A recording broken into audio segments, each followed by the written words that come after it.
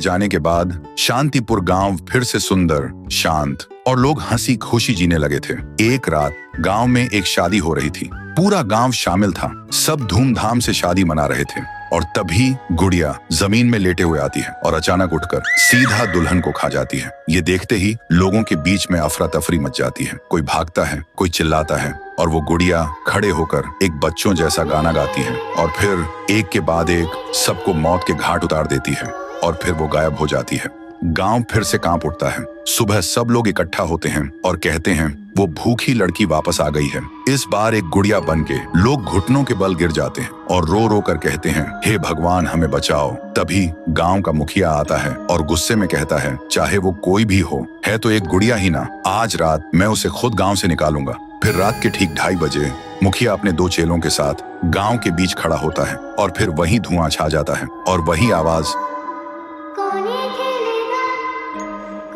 वो गुड़िया धुएं से निकलती है और सीधा मुखिया के पास चल के आती है। मुखिया कहता है, निकल जा मेरे गांव से, नहीं तो तुझे यहीं बिखरा दूंगा। गुड़िया हंसती है और कहती है, तेरे से पहले भी किसी ने ये सोचा था। और उसी पल वो गुड़िया बड़ी होने लगती है और अपनी पैर से तीनों को कुचल के मार डालती है। सुबह जमीन पे सिर्फ खून के धब्बे रह गए थे, लाशें जैसे हवा हो गई हो। लोग समझ गए ये कोई आम गुड़िया नहीं, इसके अंदर कुछ और ही शक्ति है। तभी गांव की एक बूढ़ी औरत कहती है, इस गुड़िया को हम गांव से नहीं निकाल सकते, इसे तो सिर्फ पीहू ही गांव से निकाल सकती है। फिर सभी लोग उसी जगह जाकर खाना रखते हैं और दिल से पीहू को पुकारते हैं, भूखी देवी वापस आइए, गांव को बचाइए। तभी जमीन से एक आवाज निकलती है पीहू, पीहू, पीहू। और मिट्टी से बनने लगती है पीहू। लोग चिल्लाकर कहते हैं, देवी हमें बचा लो।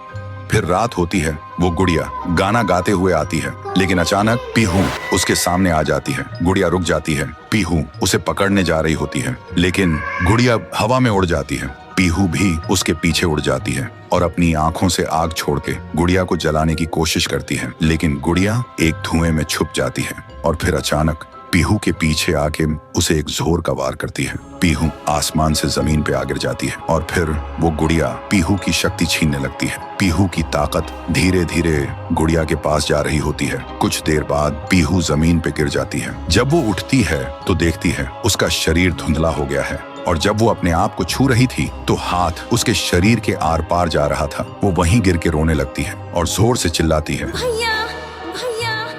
और उसकी आवाज सीधा उसके भाई के कानों तक पहुंचती है। तो दोस्तों, अगर आप देखना चाहते हो पीहू वर्सेस गुड़िया वर्सेस तुंग तुंग तुंग सहर, इस वीडियो को 1.5 लाख लाइक्स तक पहुंचाओ।